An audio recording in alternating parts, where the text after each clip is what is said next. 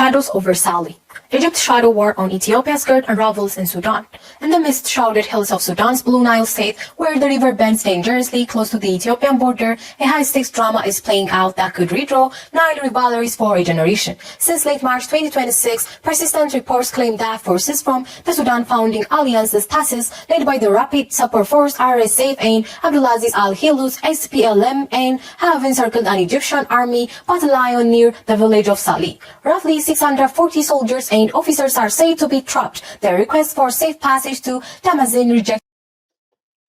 بلتقنا بلتقنا شجر داي من نوام كاب شجر داي وصون دحري لكم بلتقنا وصر حدا يكنبل كلنا كنجانا لنا يكونن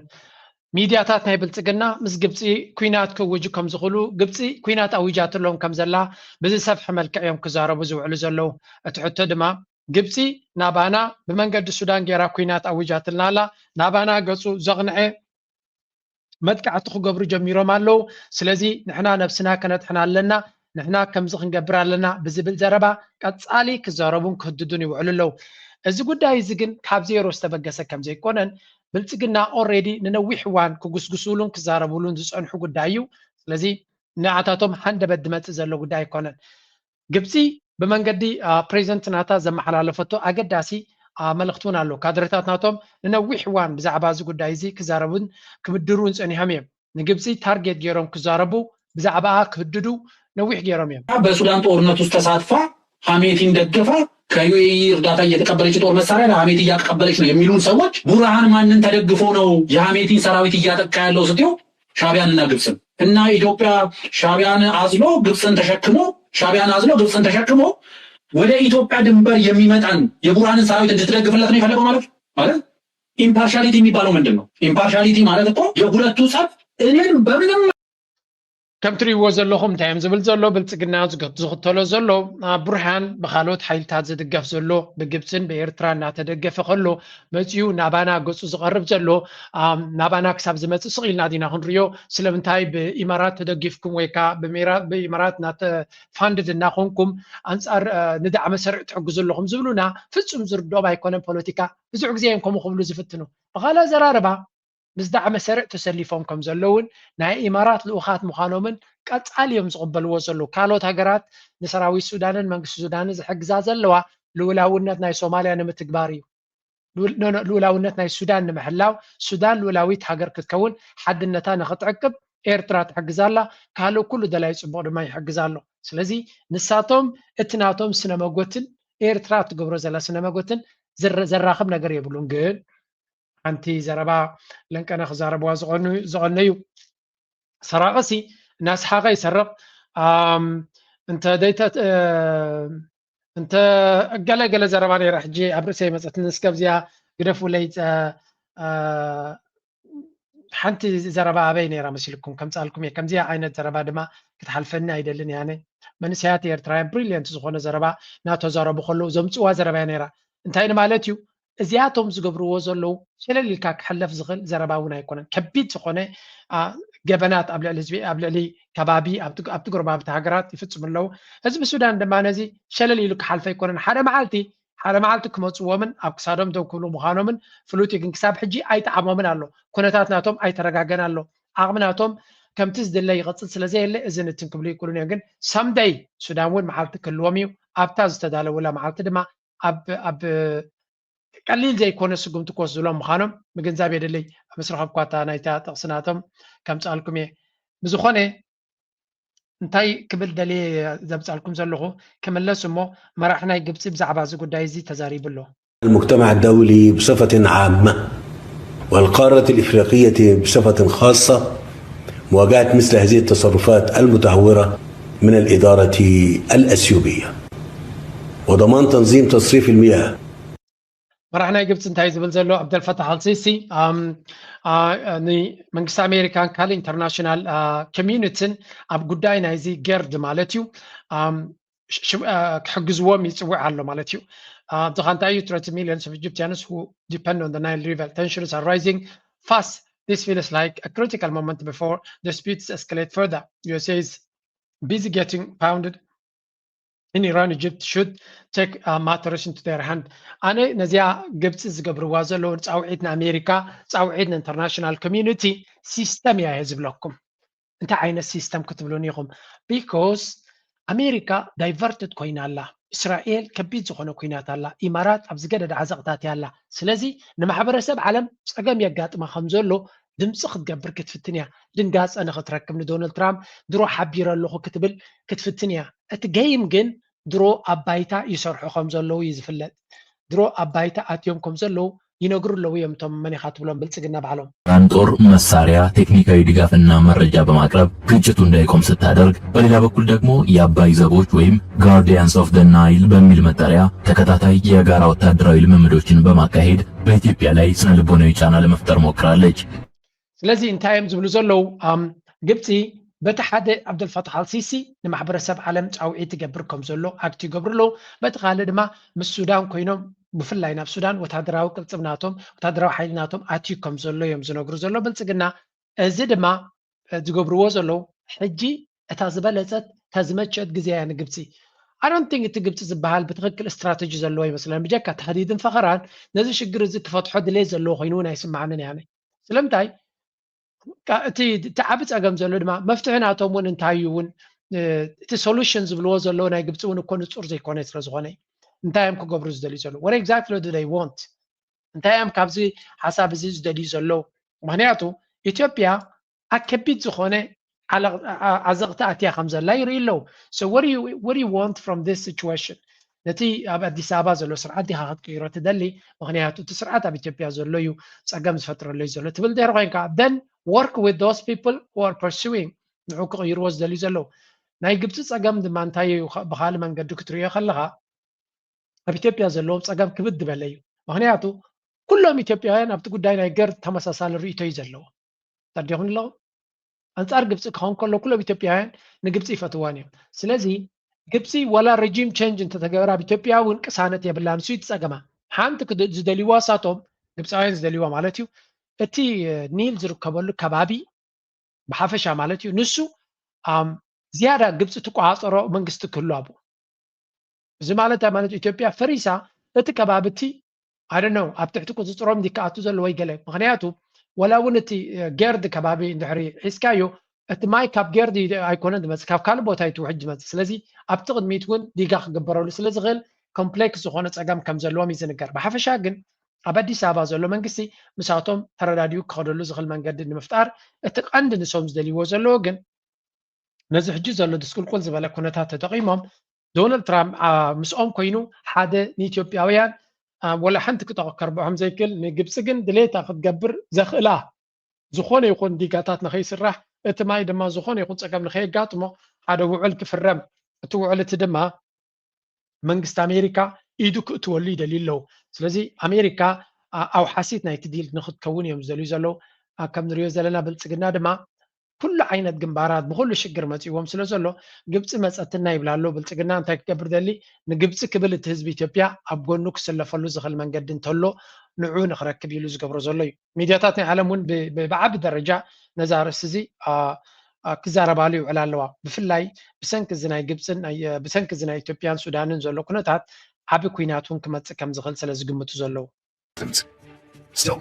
the magnitude of the joint attack seems to have caught the Sudanese armed forces off guard. The fighters cross over of Ethiopia's Benishangul Gumuz region, where a massive training and logistics camp was established late last year with financial support from the UAE. In a recent in-depth investigative piece, Reuters uncovered diplomatic cables and internal security memos that suggested, quote, the United Arab Emirates financed the camp's construction and provided military trainers and logistical support to the site. We'll circle back to the role of the UAE later in this video. For now, though, the key point is that neither the existence of this camp nor the sheer number of fighters training there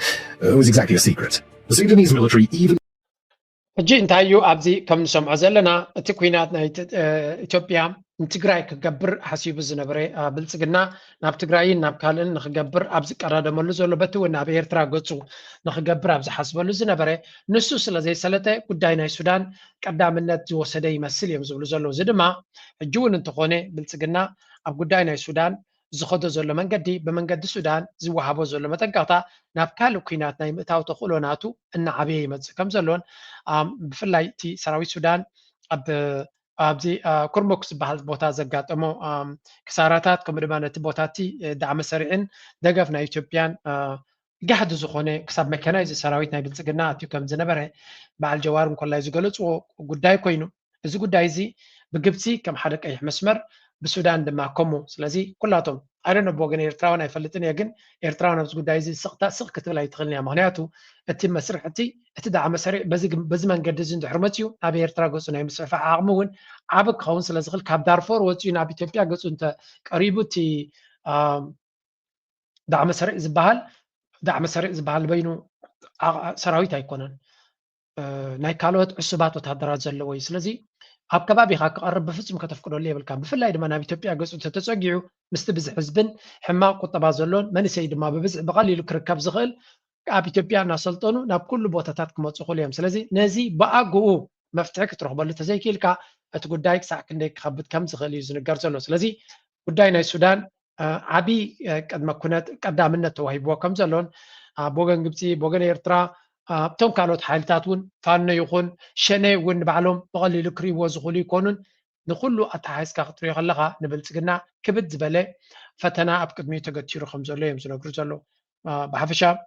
ብልፅግና ካብ ጉዳይ ናይ ኤርትራን ገለመለን ዝብሎ ዝነበረ ወላ እኳ ሙሉእ ኢዱ እንተዘይሰሓበ ንዓዓ ጉዲሉ ሕጂ ኣጀንዳታት ናቱ ብብዙሕ መንገዲ ገፊዕዎ ከም ዘሎ እዩ ዝንገር ዘሎ ሰራዊት ናይ ሱዳን እንታይ ይገብር ድማ ንኽንሪኦ ኢና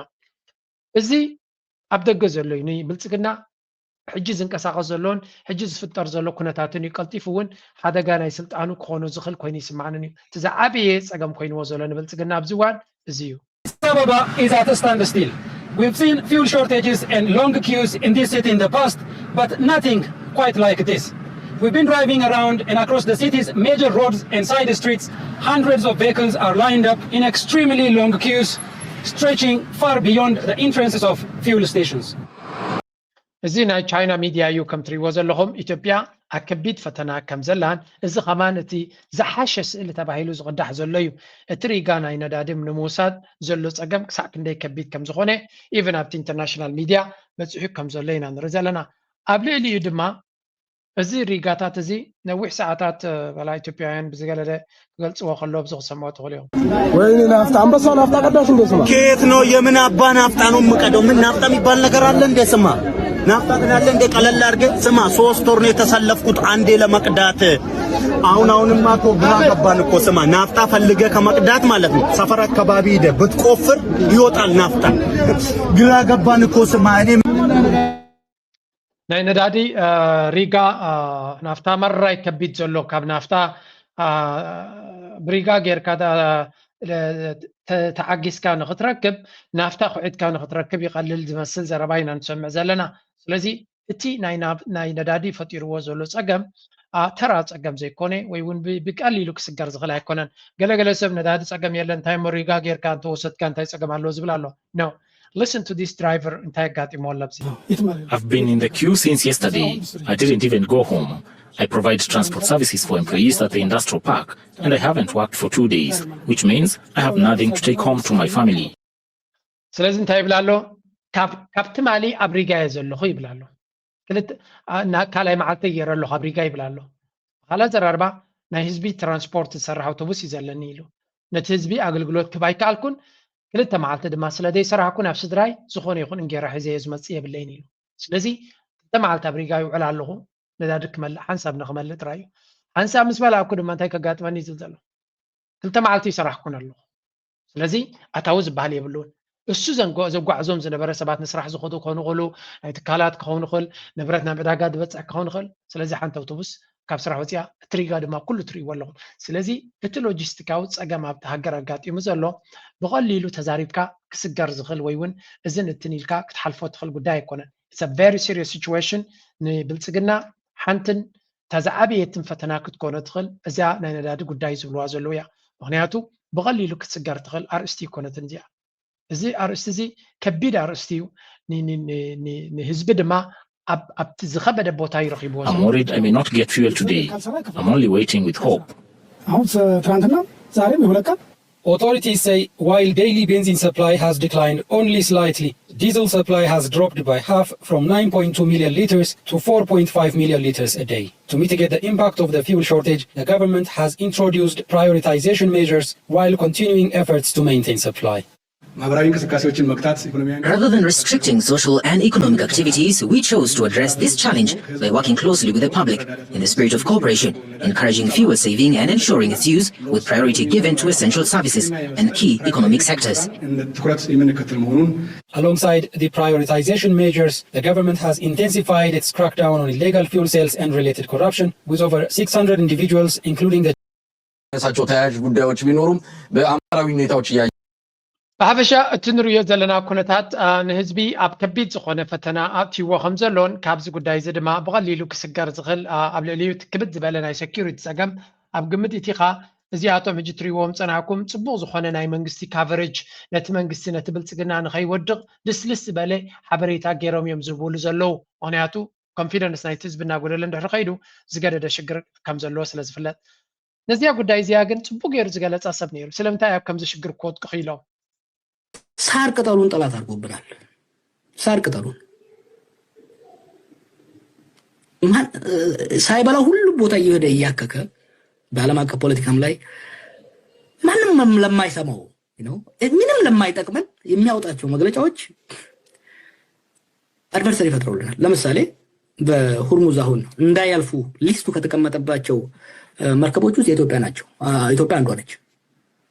ዋይ የማያገባን ነገር ነው። አየህ ይሄ ምን ያደርጋል? ከሶማሌ ክልል መግለጫ ስለወጣው ግዙ መለገያ ማውጣት ብቻ ሳይሆን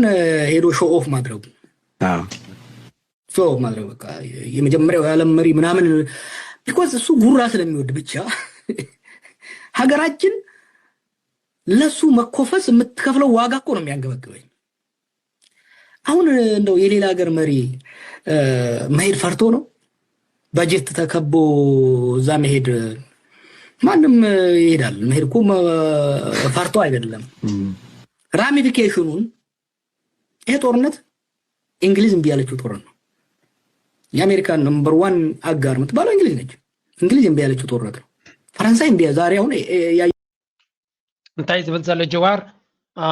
ቤላ ገይሮም ድዮም ረኺቦሞ ዘለዉ ንብልፅግና ኣብይ ኣሕመድ ኣፀጊዖም እዮም በል ዝብልዎ ዘሎ ምክንያቱ ክንዲ ገለ ሓጓፍ ፈጢሩሎም ስለ ዘሎ ዝግበርካ የለን ሕጂ እንታይ እዮም ዝብሉ ዘለዉ እንታይ ገብር ከይዱ ንኢማራት እዚ ጉራ ዝኾነ መራሒ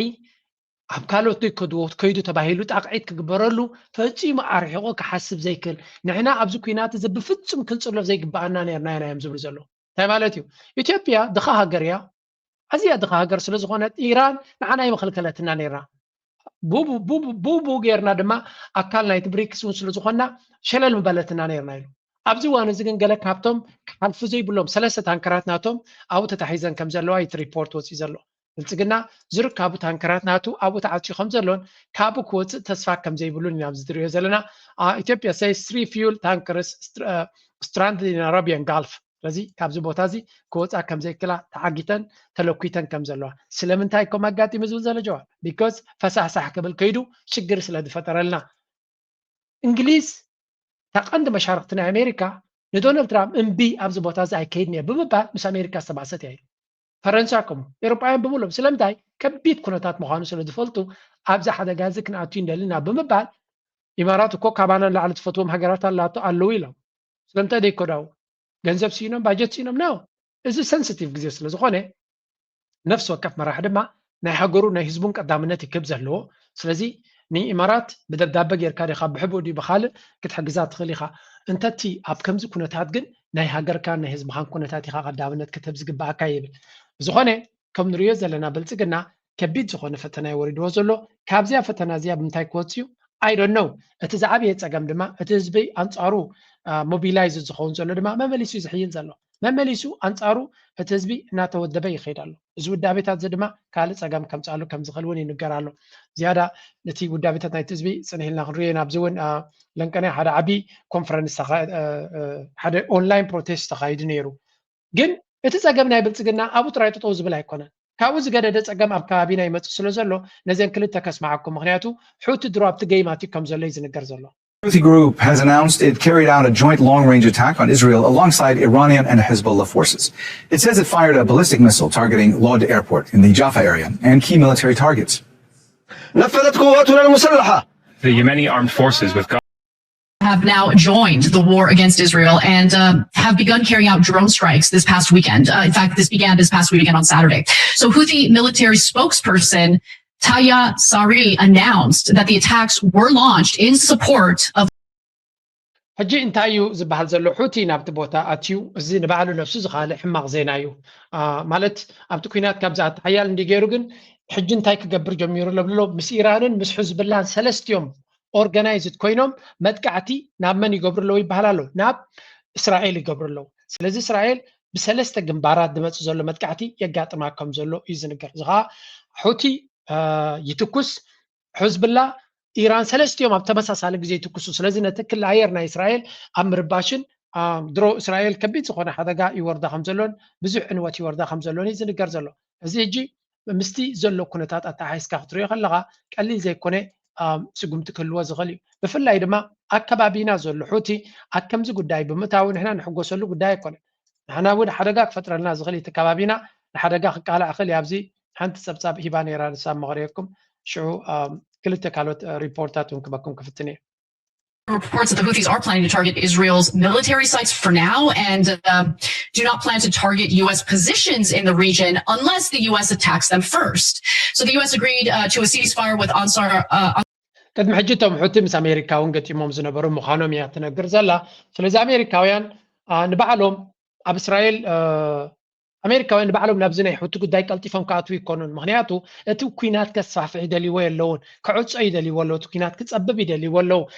እስራኤል ድማ ብዙሕ ዝኾነ ብዙሕ ሓደጋ ይወርዳ ኣሎ ኣብ ምንታይ ዋይ እስራኤል ከክንዲ ሓደጋ ዝወርዳ ዝብሉ ሰባት እውን ትሰምዕ ኣለኻ ገለገሊኦም ወረግቲ ናይ እስራኤል ሓደጋ متابعي معاذ ماهر معلق الحرب وحده فرق على دين النبي استريو ዘለኹም ኣብ ቴል ኣቪቭ ዝግበር ዝነበረ እዩ ከምዚ ኩዕሶ እግሪ ዝረአ ዘሎ ገይሮም እዮም ኮሜንተሪ ዝገብሩ ኣቦ እንታይ ማለት እዩ እስራኤል ወይ እውን ቴል ኣቪቭ ከቢድ ዝኾነ መጥቃዕትን ሓደጋን ይወርዶ ከም ዘሎ እዩ ዝንገር ዘሎ እዚ ኣቃሊልካ ክትሪኦ ይትኽእልኒ ኢኻ ብፍላይ ድማ ምስቲ ኣብ ከባቢና ዘሎ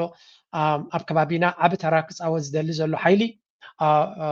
ኢማራት ማለት እዩ ከቢድ ዝኾነ ሓደጋ ይወርዶ ስለ ዘሎ ኣቃሊልካ ክረአ ዝኽእል ጉዳይ ከም ዘይኮነ ማለት እዩ ስለምንታይ እቲ ሑቲ ዝበሃል ኣብ ጥቃና እንታይ ዓይነት ፅልዋ ኣለዎ ትፈልጡ ኢኹም for global trade. The Houthis' involvement comes as Iran is maintaining its effective closure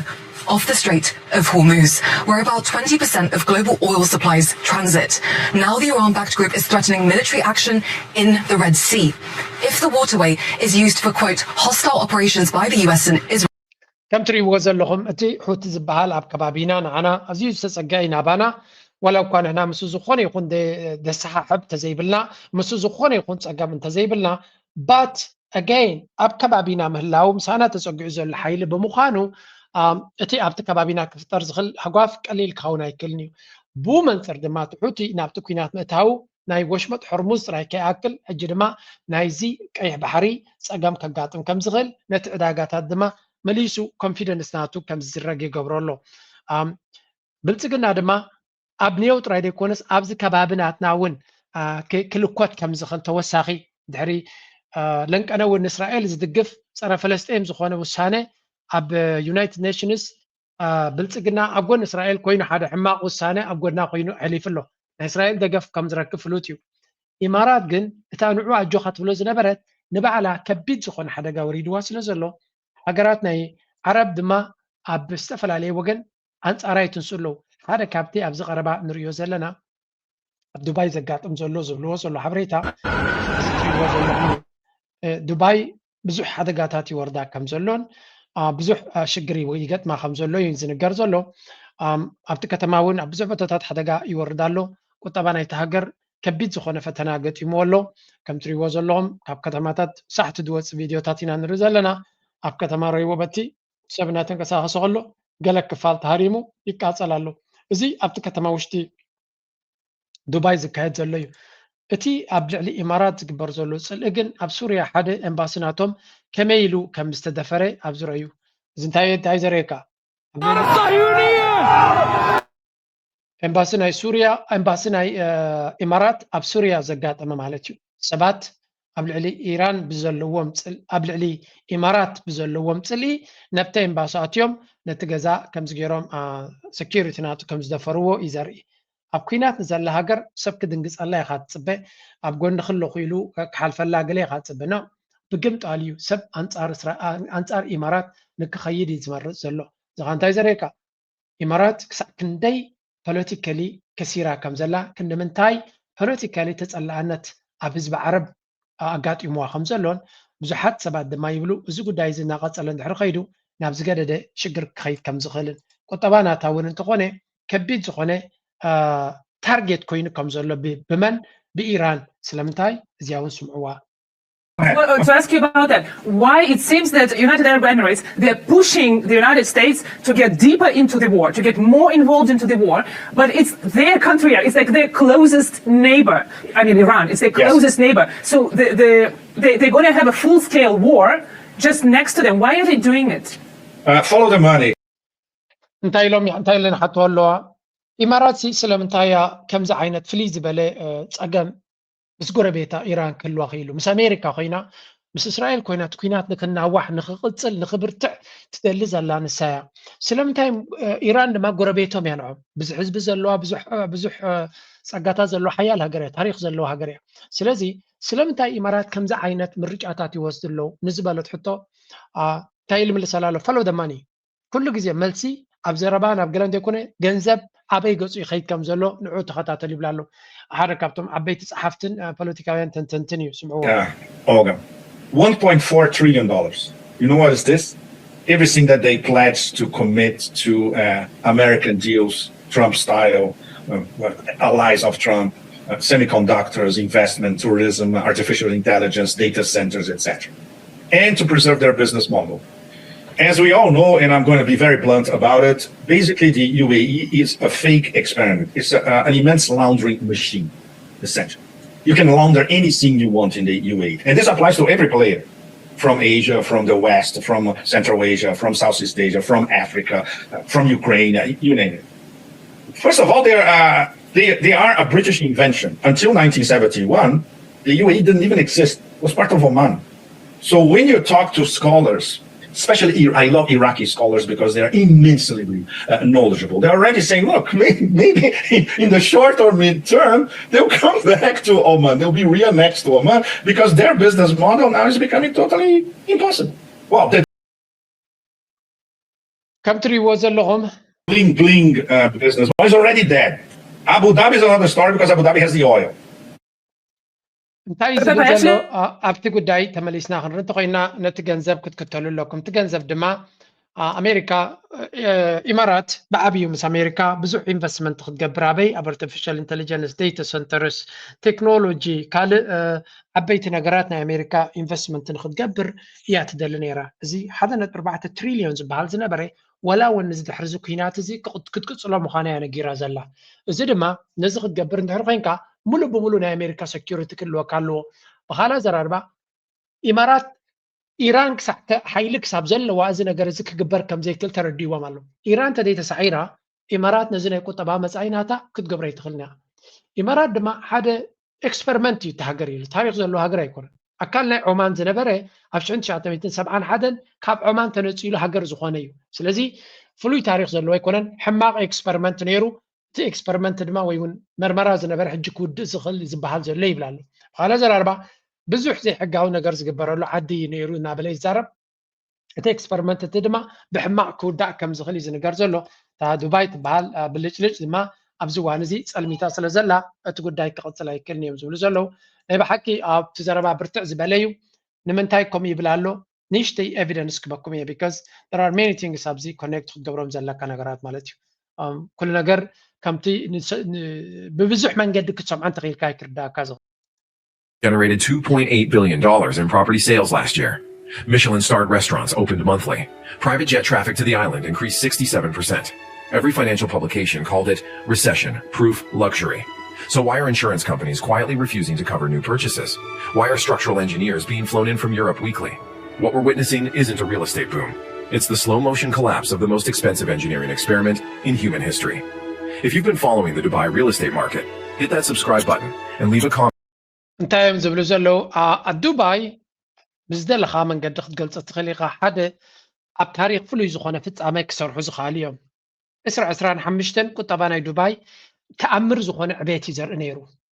الريل استيت سيكتور دما فصينكا بقى زتكوس واغاتات حجي زنبره دحر استوسنه تديماند ممليس زوسخ طلبناتو عبيه زخيد اسرع شدشن دما كاب اب تاريخ تزلع على عبيت كغبرو لا زخولو كم زخونتي زنقر نيرو سلازي እዚ ሕጂ ገጢሞም ዘሎ ነገር ናይ ብሓቂ ደስደምምን ደሰንብድን እዩ በዚ ንሪኦ ዘለና መንገዲ ድማ ዱባይ ከቢድ ዝኾነ ሓደጋ ወሪድዋ ከም ዘሎን ብፍላይ እቲ ፓልም ጁሜራ ዝበሃል እዚ ትሪእዎ ዘለኹም ሰብ ዝፈጠሮ ደሴታት ማለት እዩ ንሕና ደሴታት በዓል ዳህላክ ኣለውና በዓልና ክንሰርሖም ዝግባአና ኣምላኽ ዝሃበና እዚኣቶም ባዕሎም ዝሰርሕዎ ደሴት ብምግባር ፍሉይ ዝኾነ ናይ ሪል ስቴት ኤክስክሉሲቭ ዝኾነ ኣዝዩ ክቡር ቦታታት ሃብታማት ናይ ዓለም ጥራይ ክነብርሉ ዝኽእሉ ኣብ ዓለምሲ ዘሎ ሰይፍቲ ዝበሃል ኣብዚ ዘሎ እናተባሃለ ብሚልዮንስ ቢልዮንስ ሚልዮንስ ዝሽየጥ ዝነበረ ሪል ስቴት ኢኹም ትሪኡ ዘለኹም እዚ ድማ ኩሉ ኣብ ሓደ ሓሳብ ዝተበርኮሰ ነይሩ እንታይ እሱ ድማ ሴይፍቲ ሴይፍ ሄቨን ናይ ታክስ መክሰብ ኣለካ ታክስ ብዙሕ ስለ ዘይትኸፍል ካብ ዝኾነ ይኹን ዓዲ ገንዘብካ ሒዝካ እንተመፂኻ ኢንካም ታክስ የብልካን ካፒታል ጌን ታክስ ዘን ክልተ እዚአን እንድሕሪ ኣጉዲልካ ሰብ ካብ ምፅኣት ዓለም እዩ ዝመፀካ ዋላ ዓድኻ 48 ዲግሪ ሴንቲግሬድ ቴምፕሬቸር ይሃልዎ ሙቐት ይሃልዎ ኢንካም ታክስ ማለት ካብ ዝሰራሕካዮ ታክስ ኣይትኸፍልን ኢኻ ምክንያቱ እቲ መንግስቲ ብካልእ መንገዲ ገንዘብ ስለ ዝእቱ ዘሎ ስለምንታይ ዱባይ ከምኡ ክገብሩ ክኢሎም ድሕሪልኩም ድማ ዱባይ 1 ሚልዮን ህዝቢ ዘለዎ እቲ መንግስቲ ድማ ካብ ሪል ስቴት ካብ ካልእ ብዙሕ ኣታዊ ስለ ዘለዎ ነቲ 1 ሚልዮን ተቐማጥናቱ ሓለፋ ክገብረሉ ኣይከብዶን እዩ 8 ሚልዮን ህዝባዊ ዘሎ ድማ ወላ እውን ብቐጥታ ታክስ ተዘይከፈለ ነቲ ላይሰንስ ናይ ወረቐቱ ንክሕድስ ድዩ ንገለ ክሕግዝ ድዩ ብዙሕ ገንዘብ እዩ ዝኸፍሎም ስለዚ እቲ መንግስቲ ካብ ታክስ ዘይኮነ ብካልእ መንገዲ ገንዘብ ስለ ዝረክብ እንታይ ይገብር ታክስ ዝበሃል ኣይከፍልኒ ክልተ ዓይነት ታክስ እዩ ዘሎ ንሃብታማት ኢንካም ታክስ የብሎምን ማለት ደሞዝ የብሎም ውሕድ እዩ ደሞዞም ንዓታቶም ቀንዲ ዘገድሶም ካፒታል ጌን ታክስ ዝበሃል ካፒታል ናቶም ኣብ ስታክ ማርኬት ድያ ካልእ ዘሎ ንዓበየ ክኸይድ ከሎ ታክስ የብሎምን ሳልሳይ እውን ኣሎም ኢንሄሪተንስ ታክስ ካብቲ ናቶም ናብ ደቆም ከሰጋግርዎ ከለዉ እውን ታክስ ኣብ በዓል ዓዲ እንግሊዝ እዚ እጂ ላዕሊ ክኸይድ ከም ዝኽእል ይንገር ነይሩ ስለዚ ዘን ነገራት እዚኣተን ስለ ዝፀልኡ እዮም ናብ ዱባይ ዝኸዱ ዱባይ ድማ ነቲ ገንዘብ ናቶም ኣብ ባንኪ ጥራይ ከይቅመጥ ብሪል ስቴት ወረቐት ክትወስዱ ዶ ገለዶ ክትወስዱ እናበለት ባዕላ ዝሰርሐቶ ኣብ ባሕሪ ደሴታት እናሰርሐት ብገንዘብ ናይ ኢንቨስተርስ ማለት እዩ ከም ትሪእዎ ዘለኹም ዓዶም የስፍሑ መዓት ገንዘብ ይእክቡ ነይሮም እዚ ሞዴል ናይ ዱባይ ክትክተሎ ጥራይ ዘለካ ግን ንዑ ክትክተል እንድሕር ኮንካ መጀመርያ ንስኻ ዝኣክል ሴኪሪቲ ክህልወካ ኣለዎ ኣቤት በዓል ኤርትራ ነዚ ጉዳይ እዚ ምስ ግዜ ክሳዕ ክንደይ ክዓብያሉ ከም ዝኽእላ ምክንያቱ ተፈጥራዊ ብዙሕ ነገር ስለ ዘለና ንሳቶም ዓዶም ብተፈጥሮ ክትነብረሉ ትኽእል ዓዲ ይኮነን ግን በዓላቶም ዝሰርሕዎ ምስ ካልኦት ሓይልታት በዓል ኣሜሪካን ገለን ተሻሪኾም ዝገበርዎ መንገዲ ነይሩ ነዚ ናይ ዱባይ ምውዳቕ ብፍሉይ ዘገድሰኒ ሰብ ኣይኮንኩና ዱባይ ስለ ዝወደቐት ዝሕጎሰሉ ምክንያት የብለይን ወይ እውን ከበሮ ዝሃርመሉ ምክንያት የብለይን ጥራይ እቲ መንግስቲ ናይ ኢማራት ክጥንቃቕ ከም ዘለዎን ኣካይዳ ናቱ ኣብ ኣፍሪካ ብፍላይ ኣብ ካልኦት ሃገራት ዓረብ እውን ዘለዎ ኣካይዳ ክቕይር ከም ዘለዎ እዚ ሕጂ ዘለዎ መድረኽ ክእዝዞ ክኽእል ኣለዎ እዮም ኢና ንብል ዘለና ዝበዝሐ ሰብ እውን ከምኡ ዝብል ዘሎ ሃገራት ዓረብ ድማ ዳርጋ መብዛሕተን ንኣብነት ኣብዚ ዝሓለፈ ሰዓታት ኣብ የመን ዕግርግር ኣብ መንጎቶም ናይ ስዑድያ ዝድገፉ ሓይልታትን ኢማራት ትድግፎም ዝነበረት ሓይልታትን ዕግርግር ኣጋጢሙ ሰባት ተቐቲሎም ከም ዘለዎ ይንገር ስለዚ ስቲል እቲ ጉዳይ ኣብ መንጎ እዚአን ክልተ ሃገራት ዘሎ ፈኸምዳ እዩ ዝብል ዘሎ እምበር ኣይደቀሰን ኣሎ ኣብ ሱዳን ንሪኦ ኣለና እቲ ጉዳይ ዋላ እኳ እቲ ስዑድያ ዝበሃል ጠቕላላ ኣብ ሱዳን ስቕታ መሪፁ እንተሎ ኣብ ጉዳይ ናይ ሱዳን እውን እቲ ኢማራት ይንቀሳቐስ ኣሎ እዩ ጉዳይ ናይ ሶማልያ ንሪኦ ኣለና ጉዳይ ናይ ቀረ ኣፍሪካ ብዓብዩ እቲ ኢማራት ዝበሃል ኢዱ ክሳብ ሕጂ ኣይሕፀረን ዘሎ ስለዚ እዚ እውን ኣብ ግምት ክንእትዎ ክንክእል ኣለና ልዕሊ ኩሉ ድማ ንሓና ዘገድሰና እቲ ጎረቤትና ብልፅግና ምስ ኢማራት ዘለዎ ቅርበትን ብኢማራት ተደጊፉ ዝገብሮ ዝነበረን ኣስተውዒልና ክንሪኦ ስለ ዘለና እዩ በኢትዮጵያንና ኢትዮጵያውያንን ተጽዕኖ ከዚህ በፊትም እየታየ ነው የነበረው የኢኮኖሚ ፖሊሲያቸው የሀገሩ የብልጽግና ምንድነው ያሉት የቴኒር ፐርስፔክቲቭ ፕላን የሚለውን የአፍሪካ ተምሳሌት ነው የአፍሪካ ተምሳሌት ነው የምናደርጋት ብለው የኢትዮጵያን ሀብት ሲያፈሱበት የነበረው አሁን ለሬዚሊየንስ እንግዲህ እንደዚህ አደጋ በሚመጣበት ጊዜ ለመቋቋም የአደጋ ጊዜ ለመቋቋም የማትችል አድርገውታል አስቀድመው ለምን ዕዳ በዕዳ ሆናለች ኢትዮጵያ በማያስፈልጉ ፕሮጀክቶች ላይ ከዚህ በፊት ብልጭልጭ ነው ስትል የነበረው አሁን ብልጭልጭ ሊያድንህ አይችልም። ለምን? ለችግር ጊዜ የሚሆን ነገር ለችግር ጊዜ አቅም የሚሆን ነገር ኢትዮጵያ አላስቀመጠችም። ይሄ ደግሞ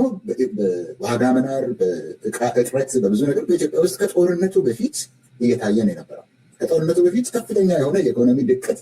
በኢትዮጵያ ውስጥ ሲካሄድ ከም ትሪእዎ ዘለኹም እንታይ እዮም ዝብሉ ዘለዉ ፕሮፌሰር ሕዝቅኤል እዩ። እዚ ድማ ብልፅግና ከም ዱባይ ክገብራ እዩ ንኢትዮጵያ ዝፍትን ነይሩ። ኢትዮጵያ እኮ በይናይ ኣቕሙ ንኣዲስ ኣበባ ገለ ክፋል ናይ ዱባይ ንክገብር እዩ ዝፍትን ነይሩ። እቲ በለጭለጭ ናይ ኮሪዶር ናይ ልቺ ናይ ማይ ኩሉ ነገር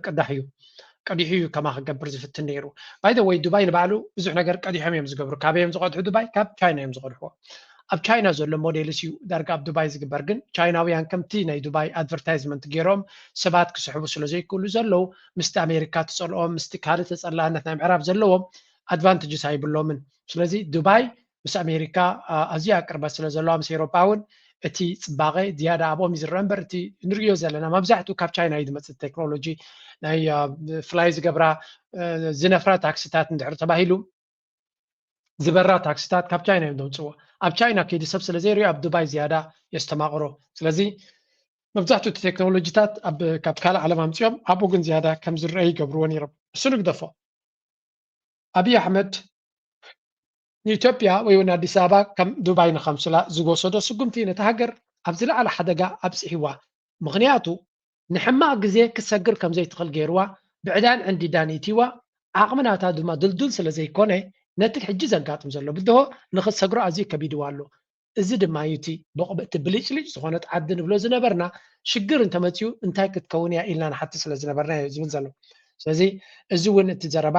ካብ ክውንነት ዝረሓቐ ዘረባ ኣይኮነን፣ ኣገዳሲ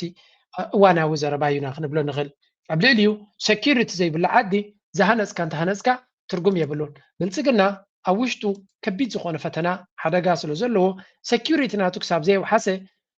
እቲ ካልእ ዝገብሮ ዘሎ ካብ ዱባይ ከቢድ እዩ። ዱባይ ንኣብነት ኣብ ዓዲ ኣብቲ ውሽጢ ዝኾነ ይኹን ስርቂ የለን ገለገለ ክብሉካ ክእሉ እዮም። ምስ ኢራን ዘለዎም ዝምድና ግን ፅቡቅ ገይሮም ስለ ዘይፈትሕዎ እዚ ሕጂ ንሪኦ ዘለና ሓደጋ መፅዩ። ስለዚ ኣብ ከባቢኻ ሰላም ዘለዎ ፖሊስ እንተዘይብልካ እትገብሮ ናይ ልምዓት መደባት እውን ሓደጋ ክህልዎም ይኽእል እዩ። ኣብ ከምዚ ዝበለ ኩነታት ድማ ንብልፅግና ከቢድ ዝኾነ ፈተናታት ይመፀሎ። ህዝቢ ኢትዮጵያ ድማ ብሓደ ኣብዚ ስምዕዎ ዝሓን የምታደርጉትን ትግል የጋራ መድረክ ነው። አሁን ኪዳን የጋራ መድረክ ነው አሁን የሚያዘጋጀው። እሺ፣ የጋራ መድረኩ በአጠቃላይ የሚያደርገው እንቅስቃሴ በጣም እንደምናደንቀው ሀሳቤን መግለጽ እፈልጋለሁ። በተለይ ደግሞ ከውጭ ኃይሎች ተዋውሎ ኢትዮጵያውያን ለማጥፋት ከውጭ ኃይሎች ተዋውሎ እየሰራ ያለ መንግስት ነው። ማናችንም ቢሆን ውለን መግባት ማንችልበት ነባራዊ ሁኔታ ነው ያለው በኢትዮጵያ። በተለይ ደግሞ በትግራይ ህዝብ አንጻር ሳየው ትግራይ ሆኜ በትግራይ ህዝብ ነባራዊ ሁኔታ ሳየው የትግራይ ህዝብ በሚሊዮን የሚቆጠር ህዝብ ተፈናቅሎ መከራውን እያየ ባለበት ሁኔታ ፖለቲከኛ ክተኣምነ ኣብ ምንታይ እዩ ዝዛረብ ዘሎ? ኣብቲ ናይ ኦንላይን ፕላትፎርም ኢትዮጵያውያን ብሓደ ኮይኖም ንብልፅግና የኣኽለካ ኩናትን ወረ ኩናትን የብቅዕ ኢትዮጵያ ናብ ማኣድታይ ፖለቲካ ክትመፅእ ኣለዋ። ምርጫ ትብሎ ዘለካ ድራማ ገዲፍካ ስልጣን ምስግጋር ክትፈጥር ክትክእል ኣለካ። እቲ ሃገር ንህላዊኣ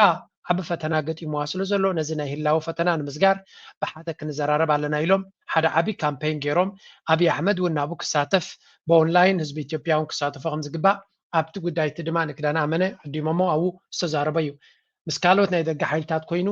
ናብ ውሽጢ ኢትዮጵያ ንመሰሎም ንዝቃለሱ ዘለዉ ንለውጢ ንዝቃለሱ ዘለዉ ምስ ናይ ደገ ሓይልታት ኮይኑ ከጥፍእ ዝደሊ ኣረሜን ዝኾነ ስርዓት ናይ ብልፅግና እናበለ ዝዛረብ ዘሎ። እቲ ንሪኦ ዘለና ድማ ብኩሉ መንገዲ ኣብይ ኣሕመድ ክሳዕ ክንደይ ኩነታቱና ከበደ ይኸይድ ከም ዘሎ እዮም ዝነግሩ ዘለዉ። ብዛዕባ እዚ ዝተገበረ ኮንፈረንስ ንኣብይ ኣሕመድ እውን ዓዲሞሞ ነይሮም እዮም። ኣብይ ኣሕመድ ኣይተሳተፈን። ንዑ ንምሽፋን ዝተጠቀመሉ ታክቲክ ድማ ከርየኩም እየ። ብሓፈሻ እቲ ዝተገበረ ኮንፈረንስ ልደቱ ኣያለው ሳመራይዝ ክገብሮ ከሎ ስምዑ። ምን ያህል ካሰባችሁት አንጻር ስኬታማ እለት እንደነበረ እንደ ባጭሩ አስተያየት እንድትሰጠን በሚል ነው ድንገት ባጭር ጥሪ የጋበዝኩና ያንን ፍቃደኛ ሆነ በመምጣት በጣም ነው የማመሰግነው። እንግዲህ ልደቱ እንዴት ነበረ? ብዙ ጊዜ ተዘጋጃችሁ፣ በጣም ብዙ ነገር ሲደረግ ነበረ። በመጨረሻም ዛሬ ተካሂዷል። እንዴት ነበረ? እንዳሰባችሁት ሆነ? كم تريوا زلهم زيام يوم بزحات بزح سبي تساتفون يرو عبيت مهورات ناي كل زبينا روما بلو ناي محرا بلو ناي تقراي بلو كلاتهم يوم تساتفون يرم سلازي تي زقبر زنبر سراح ساعة كندي وصيتاو نيرو انتاي كاميرا خيبكم نابله ني دحرتي كونتاتتي ني لدتو ايالو يزحت زلو سلازي رياكشناتو እስካሁን ሰማው ከመይ ከም ዝነበረ ይሄ የጃዝ ዲሳካ እስከሳ በምናደርግበት ወቅት ተባባሪ ነው የነበርከው ዛሬም ሙሉ ፕሮግራም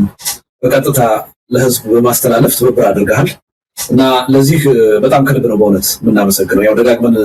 እንደምንናገረው ነው የማይተካ ነው ምንድነው እናንተ ለምሳሌ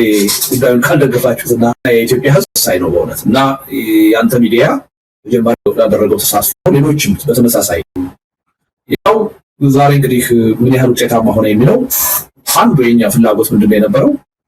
ኢትዮጵያ ውስጥ ያለውን ማህበራዊ መሰረት በደንብ የሚያሳይ የሚወክል እስካሁን በብሔር በሃይማኖት ተፋፍሎ ለአገዛዝ 9 ድርጅቶች ነን እንደውም እነዛ 9 ድርጅቶች በውስጣቸው በርካታ ንዑስ ድርጅቶች ያሉባቸው ናቸው አጠቃላይ ብንደምራቸው ድርጅቶቹን ወደ 70-80 የሚደርሱ እንታይ ዝብል ልደቱ ኣብዚ ጉዳይ እዚ ዓብይ ውፅኢታዊ ስራሕ ተሰሪሑ ክበሃል ዝከኣል ይብላሎ ብሕፅር ዝበለ ክትሪኦ ከለካ ነቶም ናይ ሚድያ ፐርሶናሊቲ እናመስገነ እዩ ዝጅምር ንስኻትኩም ተደይ ትሕግዝዎ ናብ ህዝባይ ምበፅሐን ስለዚ ኣብ ዝሓለፈ 34 ዓመታት ኢትዮጵያ ብዓሌታት ብካልእ ብዝተፈላለየ መንገዲ ብሃይማኖት ብኣይዲዮሎጂ ኣዝዩ ዝመቃቐል ፖለቲካ እምበር ዝሕብሮም ብዙሕ ነገር ክግበር ኣይተረኣየን ስለዚ እዚ ሕጂ ዝገበርናዮ ፎሩም ናይ ብሓቂ ንኩሉ ዝኣከበ ነቲ ናይ ምፍልላይ መንደቕ ዘፍረሰ ናብ ሓድነት ገጽና ንክንመጽእ ሓጋዚ ዝኾነ ስጉምቲ ዝወሰድናሉ ወይ እውን ተበግሶ ዝወሰድናሉ ኮይኑ ይስምዓኒ ዝብል ዘሎ the event was organized by ብትሽዓተ ዓበይቲ ውዳቤታት ዝቆመ ከም ዝነበረን ኣብ ውሽጡ ድማ እቲ ውዳቤታት ካብ 7 ክሳብ 8 ንኣሽቱ ግሩፓትን ካልእን ዘለዎ ብምዃኑ ናይዚ ድማ ካብ ኩሉ ዓሌታት ናይቲ ሃገር ዝመፀ ህዝቢ እውን ስለ ዝኾነ ውፅኢታዊ ስራሕ ከም ዝነበረ እዩ ዝገልጽ ማለት እዩ ስለዚ እቲ ቀንዲ ዕላማ ናይቲ ዝግበር ዝነበረ ሰርቫይቫል ፈርስት ዶክትሪን መጀመርያ ንህላዌ ናይቲ ሃገር ናሽናል ሰርቫይቫል ሃገራዊ ህላዌ ወይ እውን ኢትዮጵያ ኣብ ከቢድ ፈተና ስለ ዘላ ንህላዌና ክንገብሮ ንኽእል ኣጀንዳ እዩ ነርና ብሓደ ጠጠው ክንብል ኣለና ንዝብል እዩ ካልእ ድማ ሓድነት ናይቲ ህዝቢ ምክንያቱ ኣምሓራ ክንትገለግል ፅም ሃኒፁ ሸነ ከምኡ ብትግራይ ከም ወታደራዊ ቅልፅም ኣብ ዓፋር ከም ኩላቶም ንናቶም ወታደራዊ ዓቕሚ ኣብ ዝሃንፅሉ ዘለዉ መኻብረት ሒዞም ኣብ ዝዋግእሉ ዘለዉ ከም ህዝቢ ብሓደ ናብቲ ሓንቲ ሃገር ኮንካ ንክትቅፅል ቀሊል ዘይኮነ ፈተና ክኸውን ከም ዝኽእልን ስለዚ ነዚ ድማ እቶም ምሁራት ብሓደ ኮይኖም ጠጠው ኢሎም ነቲ ጉዳይ ክምክትዎ እንተኽኢሎም ጥራይ ክስገር ዝኽእል ዝተንብህ ዘረባ ኢና ንሰምዕ ዘለና ፅቡቅ ተበግሶ እዩ ከም ጎረባብቲ ክንሪኦ ከለና ንሳቶም ጎረቤትካ ሰላም ረኺቡ ተፋቂሩ ክነብር ኣነ ከም ኤርትራዊ ዝፀልኦ ኣይኮንኩን ብርግፅ ኣጀንዳ ናቶም ናብ ኤርትራ ዘሎ ኩሉ ግዜ ስቃ ስለ ዝፈጥረልና ብፅቡቅ ክንሪኦ እውን ይከብደና እንድዩ ግን ኮይኑ ተሪፉ ግን ንሕና እንታይ ኢና ንብል ዘለና ብሓፈሻ ንሰላም ዘንግስ ብልጽግና መንግስት ምናልባት ከትግራይ ጋር ያለውን ነገር አሁን ስታነሳው የነበረው ትግራይ በእጅ በቁጥጥር ስር ካልዋለች እንቅልፍ አልተኛም አይነት አማራጭ ነው ያለው ወይም ደግሞ አስተሳሰብ ነው ያለው ያልከውን ነገር በምን የሚቋጭ ይመስላል? አሁን በያዘው በኢኮኖሚ ማድቀቅ ነው ወይንስ በቀጥታ ወደ ጦርነት የሚገባበት እድል አለ? አሁን ያለው ሁኔታዎች ወዴት የሚያመሩ ይመስላል? አንደኛ አሁን ያልሻት ነገር ትግራይን በቁጥጥር ስር ካላደረኩ ተኝቼ አላደርኩም የሚለውን አንድ የትግራይ ተወላጅ መጠራጠር አለበት ብያለሁ። በዚህ ላይ ብዥታ ያለው ሰው እውነታውን አልተረዳው። ለዚህ ነው የሚያሳዝነኝ። አሁን አንዳንዶቹ ከትግራይ ወጥተው አዲስ አበባ መጥተው ከብልጽግና ጋራ ከዶክተር አብይ ጋራ አብረን ሰርተን የትግራይን ችግር እንፈታለን ሲሉ በጣም ብሓፈሻ እንታይ ዝብሎም ዘሎ ልደቱ ኣብይ ኣሕመድ ዕላማ ናቱ ንተጋሩ እንተዘይንበርከኸ ኣብ ኢዱ እንተዘየተወ ፍፁም ክድቅስ ዘይክእል ከም ዘይኮነን እቶም ኣብ ኣዲስ ኣበባ ከይዶም ምስ ብልፅግና እናኾኑ ጉዳይ ናይ ትግራይ ምስ ኢትዮጵያ ተዘራሪብካ ክፍታሕ ዝኽእል እናበሉ ዝግዕሩ ዘለዉ ናይ ብሓቂኦም ዘሕዝኑንን ዘስሕቁንን ምክንያቱ ንኣቢ ስለ ዘይፈልጥዎ እምበር ኣቢ ንሳቶም ተዘራሪቡ ክፈትሖ ዝኽእል ሽግር ስለ ዘለዎ ወይ እውን ዕላማ ስለ ዘለዎ ኣይኮነን እዩ ዝብል ዘሎ ኣብዚ እውን ስምዕዎም ነዚኦም እዩ ዝብል ዘሎ ኢትዮጵያ ትግራይ ለጋኒን ፕሪቶሪያ ስምዕነት ስሕተት እዩ ተጋሩ ምስ ኢትዮጵያ ለጋኒና ማ ኢትዮጵያውነት እዩ ንሕና ኢትዮጵያውያን ኢና ካብ ዝተፈላለዩ ከባቢታት ከተማ አዲስ አበባ ዝተውፃፅኡ ተወለድቲ ትግራይ ኣብ እዋናዊ ሃገራዊ ጉዳይ ሂቦም ዘተም ዘካይድሉ እዋን ምንቅስቃስ ደለይቲ ለውጢ ትግራይ ሰላም ንህዝብና ለውጢ ንመጻኢ ተስፋና ብዝብል መሪ ሓሳብ ኣብ ዘካይድዎ ወዘተ ንስምምዕ ሰላም ፕሪቶሪያ ስዒቡ ኣብ ትግራይ ዝተፈጠረ አንጻራዊ ሰላም ንምዝራግ ዝንቀሳቀሱ አካላት ኣበርቲዕና ክንቃለሶም ይግባእ ዝብል ሓሳብ ተላዒሉ እዩ። ተሳታፊ ናይቲ መድረክ አባል አመራርሓ ምንቅስቃስ ለውጢ ትግራይ ፖለቲከኛ ኣይታ ተክልቲ ሃይለ ስላሴ ጉጅለ ሕወሓት ሕጋዊ ፍልጦን ፖለቲካዊ ሓሳብን ዘይብሉ ዘይሕጋዊ ጉጅለ እዩ ከም ትሪእዎ ዘለኹም እዚኦም እቶም ኣብ ኣዲስ ኣበባ ዘለዉ እንዲኦም ብሓፈሻ ከም ትሪእዎ ዘለኹም ተደጋጋሚ ምስ ብልፅግና ኮይኖም ክንረዳዳ ኣለና ዝብል ሓሳብ እዮም ዘቕርቡ ዘለዉ እንተቶም ኣብ ትግራይ ዘለዉ ግን እንታይ እዩ ትዘረዳዳና ብዛዕባ እንታይ ኢና ክንረዳዳ ብዝብል ዝያዳ ኣብቲ ናይ ፅነቶም ኣብቲ ናይ ትግራይ ከም ሃገር ከመይ ኢላ ትሕይል ናብኡ ኣተኪሩ ክሰርሕ ከም ዘለዎ እዩ ዝንገር ዘሎ ዓብዪ ፍልሊ ድማ መንጎም ንርኢ ኣለና ብዛዕባ ናይ ትምህርቲ ናይ ኢትዮጵያ ርኢና ክንሓልፍ What is your gender? አላውቅም እኔ አላውቅም ጾታህ እንታይ ይብላ ኣሎ ሜቢ ዶክትሬት ያ ትውድድ ኣላ ትኸውን ወይ እውን ማስተርስ እንግሊሽ ኣብዛ ዓዲ አላውቅም Where is your forehead? Where is your forehead? Where is your forehead? ግንባርካ ቤሎ ይብላሎ ከም ዝናበሉ ነዞም ግራጁዌትስ ነዞም ተምሃሮ ዩኒቨርሲቲ ናይ ኢትዮጵያ እቶም ኢትዮጵያውያን ጉደም እሺ ሞክሪ እሺ እስኪ ቪዲዮ አይተን እንመለስ አንዴ ብሓፈሻ ናይ ቋንቋ ፀገም ብፍሉይ ክትምክሓሉ ትኽእል ኣይኮነን እንዲ ግን ሓደ ሰብ ባችለር ማስተር ዲግሪ ክገብር ከሎ ገለ ቋንቋ ኣፍልጦ ዋላ ከም ላንጉጅ ክመሃሮ እውን ትፅበየ ኢኻ ግን ኣብ ኢትዮጵያ ኳሊቲ ናይ ኤጁኬሽን ምናልባት ፕራይም ሚኒስተር ናቶም ካብ 7ይ ክፍሊ ናብ ዶክትሬት ስለ ዝበፅሐ ናቱ ፅልዋ ከይኮነ ይተርፍን እዮም ዝብሉ ዘለዉ ብሓፈሻ ንሪኦ ዘለና ኣብዪ ኣሕመድ ነቲ ዓዲ ከምኡ ይምሲልዋ እዮም ዝብልዎ ዘለዉ ንቐፅል ኣብዚ ሓንቲ ፅብቕቲ ዘረባ ከስማዓኩም ኩሉ ሰብ ሰላም ይደልዩ ወዲ ሰብ ሰላም ይደልዩ ብፍላይ ድማ ምስ ጎረባብቲ ኩሉ ሰላም ይደልዩ እና ነገር ግን ኩናት ብቻ እንዳተዛረቡ ከነብሩ ዝደልዩ ነው ብፍላይ ናይ ህዝቢ ትግራይ ናይ ኤርትራን ሰላም ብጣዕሚ ዘሕምሞም ዘይዋሓጠሎም እቲ ሰላም ድቃስ ዝኸልኦም ንምንታይ ተፃሚዶም ፅምዶ ብስሩ እቲ ቃል ካብቲ ቃል ጀሚሮም ዝቃወምዎ ነው ፅምዶ ማለት እንታይ ማለት እዩ ኢሎም መዓልቲ እንዳተንተኑ ዝውዕሉ ነው which is ኩሉ ግዜ በቃ እንዳተታኮሰ ንኽነበር እንዳደመየ ንኽነበር ሕሉፍ ነበሩ ታሪካት እንዳልዓሉ ወይ ሕሉፍ ቅድሚ ሕዚ ስኻ ሕዚ ፅምዶ ኢልካ ኣለኻ ዘረሰናይ ኣባል ፅምዶ ኢልካ ኣለኻ which is ሰላም እዩ ፅምዶ ብትዝርድአና ትርጉም ማለት እዩ ናይ ቀደም ስኻ ተዛረብካዮ ክኾን ይኽእል እዩ ወይ ኣወል ወይ ናይ ካልኦት እንዳምዘዙ እዚ ኮ ይብሉ ነይሮም ወይ ንሕና እውን ሰራሕናዮ ዜና ክኾን ይኽእል እዩ ሶ ሓሊፉ ሰላም ክኾን ይእዎ ክንብል ከለና ኖ ሰላም ኣይትኾኑን በቃ ዕድመ ልክዕኩም እንዳተታኮስኩም እንዳተቃተልኩም ክትነብሩ ኣለኩም ዝብሉ ድማ እኒአውና ምናልባት እዚ ፍርሒ እዚ ካብ ምንታይ ዝመፀ እዩ ምስ ጎረባብቲ ሰላም ምዃን ብፍላይ ድማ ናይ ኤርትራን ናይ ትግራይን ሰላም ድቃስ ለሰኣኖም ወገናትና ካብ ምንታይ ልምንጩ እዩ ፍርሖም ትብል ሕጂ ሓደ ካብ ሰላም ዝፍራሕ ነገር የለን ካብ ነገር ዝርባሕ ካብ ኩናት ዝረብሕ ሰብ ናይ ኩናት ረብሓታት ዘለዎም ሰባት ንሶም ዋላ ሓንቲ ዝተፀር ዘይድርብዩ ካብ ኩናት ዝረብሑ ሰባት ኣለዉ ስለምንታይ እቶም ህዝብታት እንተተባሂሶም ኣብኡ ንዓጥቕም ኣሎ ኣብ ባእሲ ህዝቢ ትግራይን ኣብ ባእሲ ህዝቢ ኤርትራን ዝጥቀም ሌባ ኣሎ ዝጥቀም መዳናገሪ ክልቲኡ ህዝቢ እንዳተዳመየ እንዳተቃተለ ንሱ ሰላም ዝነብር ኣብ መንጎ ክልተ ብኡሳት ህዝብታት እቶቱ ዝኸዓድት ክህብትም ዝኽእል ንግዲ ደቂ ሰባት ክካየድ ዝኽእል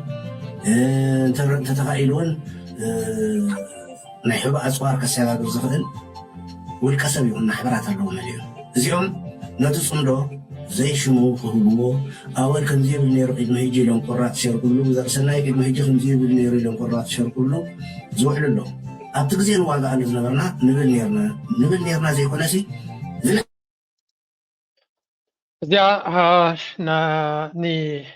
مستر سناي استقبلت فيديو عزيز صبغت قينا رغيبة يعني سلام كدنفع عند عرقينو تزنبر بسلاتاتنا رسانا نتي سلام كزورجون زدلي زلو دما بتدقاقامي إنا مكتنا خنكيدا لنا صبغت ملقتي أما حلاليفو زر سناي كل زي زر سناي ملحسو أبدر فترة يكونن بسول زربا كم حلاليف زغلنا بحق بسول سبيو كم زر سناي تقاوم نيرو نب ذنب حقراو نتمليش كسمع كلا غازي خاطر هات حقوس لك بكز معي كوميونيكيتر أدمعي كوميونيكيتر بدرفتاتو نبلو ولا بزرباناتو أي بحق لباميو زرسنا بزرباناتو قالاتو دما مروز قالاتي زتكم سلازي أي بحقي تي إرتراس ربي حياة زسبزي نخمز عينت كسرح بممراتو مستقارو تراخيبهم زقبرو وزلو سرحون أبي أدنا غوتان لأنك بدالي نغط Football pitch for tomorrow. It is game day. What's up, everybody? We're live from Eswatini. Today is a very important game. It's bigger than me. It's bigger than our team. It's for our people. It's a big moment. أفهم زلنا حقوس نبينن ديو نتي صوتا نتا غانتا ترادي كونس ولا فيديو حبريتا زبنا ون كابل بينا انا مسكين مغنياتو we really need a vlogger نتا غانتا سلازي بلنا ابز وانا زي فاهم زغبرو زولو كابتي وشت زغر كل ነገር كذا بجاكم كيتكم فاهم ابراهيم يلكم نو فاهمي ابراهيم يلكم اب يوتيوب اب اكس اب كل سوشيال ميديا فلو غبرو سبورت غبرو مغنياتو سبورت ندرغيرنا بزح كمز كبنايو بزح فيديوهات كسدلنايو سلازي ميديا بخومي تسرح ندير حقسكم كحجزنا سلازخونه انا بحق تسبلي ابزي وشت غداي زيرينا How are you feeling? Good. Feeling good? Yeah. That's good. Gonna get an omelet today. Breakfast for today. كم حد يلقى هواي. That's good. كم feeling الله تأجي. It's beautiful. معناتها كيف تشك ما يدلنا. So everyone, so Hiji, we have about maybe 4 hours left before the game starts. So I'm just gonna start details.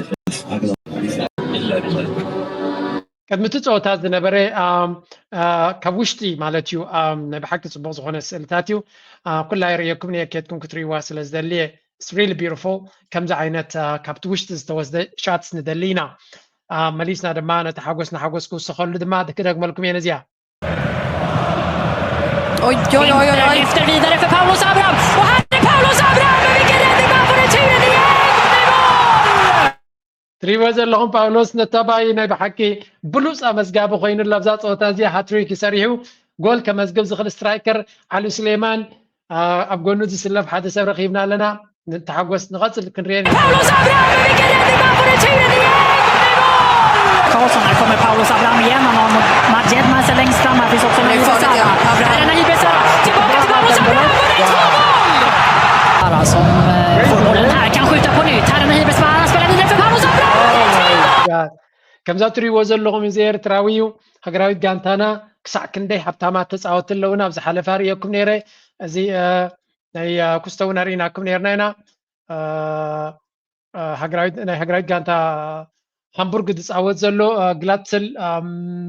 روبرت جلاتسل نسون بعلو عبته مكروز زلون حيال تسعوت هيني سلازي نروح بوم زلنا تسعوتي هجراوي جانتانا بحكي ما بزحات بقعة تسعوتي زلوا كلب كتكون كم تغل that's why دم بزحات أفريقيا دروك فر هو جميرهم زلوا زبلانة وناتو هاي كواليتي زخونة تسعوتي لو ذا كلب مسجزي دم زجرم بقعات كتنسبارة تغل كلب يا إلى زعمن نحن دم وترك نحجزها لنا تكلب نبصبو درجة خد بس حنا تدلينا متبعنا والثاني كون نايلومي أرستي أبزك ودك في التنين لايك مقبار شير مقبار ريتوغ من حسابكم من مهاب دم أقداس كونيو سبورت ناتكم أي فليا ذا كلب قبل دلي هجي ناب بزادر فكس كزازمي سبورت كبرون عنا نعطاتهم دم